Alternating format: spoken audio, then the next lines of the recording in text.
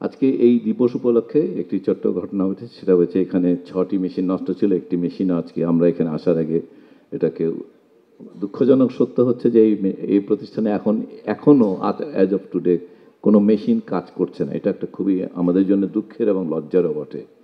তো আমরা এই মন্ত্রণালয়ের পক্ষ থেকে এবং এখানে পরিচালক মহোদয়ের উদ্যোগে আমরা আশা করছি আগামী সপ্তাহে এই মেশিনটি থেকে রোগীরা সেবা পাওয়া শুরু করবেন।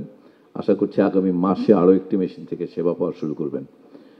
রেডিওথেরাপিতে আসলে আপনাদের কাছে বলার দরকার নেই, তারপরেও এটা একটি ইনিশিয়াল ইনভেস্টমেন্ট অনেক বড় বিধায় সরকারি প্রতিষ্ঠানগুলোতে, এবং এটা বেশ লম্বা সময় লাগে বিধায় এটা তুলনামূলকভাবে এই স্থাপনাগুলো অনেক কম সংখ্যায়।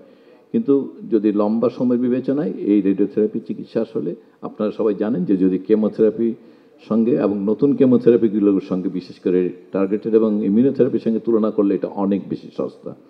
অতএব এটা আসলে বাংলাদেশের জন্য যে সকল ক্যান্সারের ক্ষেত্রে রেডিওথেরাপি প্রযোজ্য সেগুলোর ক্ষেত্রে রাষ্ট্রীয় উদ্যোগ খুবই জরুরি। এখানে আসলে বেসরকারি উদ্যোগ অনেক বেশি ব্যয়বহুল এবং খুব বেশি দেখাও যাবে না আসলে ভবিষ্যতে।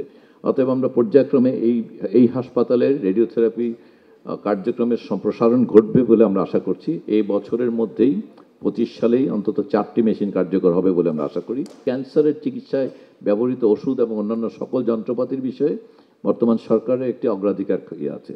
আপনারা জানেন যে ইতিমধ্যেই যে 8টি হাসপাতালে বলছেন বিকেন্দ্রীকরণ সেবার, সেটার জন্যও ইতিমধ্যেই এটা প্রকল্পগুলোকে অনবোর্ড করার জন্য প্রকল্প পরিচালক নিয়োগ প্রক্রিয়া সম্পন্ন হয়েছে। আজকেই সম্ভবত অথবা আগামীকালই এটা প্রকল্প পরিচালকের নিয়োগ হয়ে যাবে। অর্থাৎ ক্যান্সারকে আসলে একটি অগ্রাধিকারের খাতে রাখা হয়েছে, ক্যান্সার চিকিৎসায় যেন মানুষের অ্যাক্সেস হয়। আমরা দেখেছি আপনাদের 2টো মাল্টিসেন্টার স্টাডিতে এই ইনস্টিটিউট জড়িত আছে। আমরা আশা করব এই সংখ্যাটা আরও বাড়বে, এবং কারণ আমাদের যে জেনোমিক্স, এটা আপনারা এক্সপার্ট, আপনারা জানেন যে এই জেনেটিক আন্ডারস্ট্যান্ডিং আসলে খুবই বেশি ইনফ্লুয়েন্স করছে আজকাল।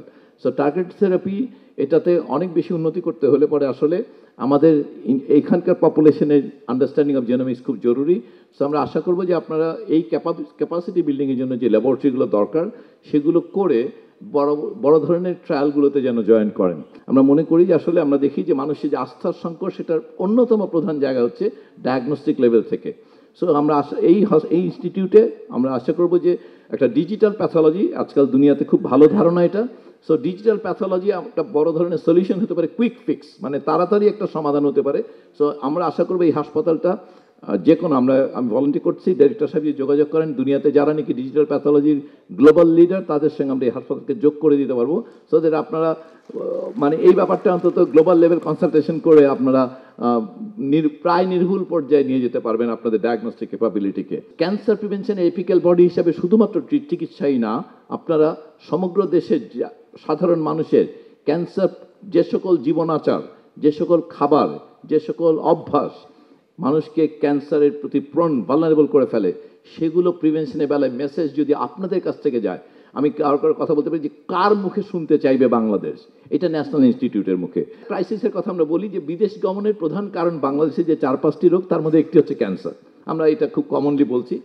এটা আমরা মনে করি যে এটা এই ক্যান্সার চিকিৎসায় বিদেশ গমন এটা থামানোর ব্যাপারে আপনাদের পক্ষ থেকে, ইনস্টিটিউটের পক্ষ থেকে একটা রিকমেন্ডেশন কংক্রিট যদি থাকে, সেটা আমরা উইল গ্রেটলি অ্যাপ্রিসিয়েট।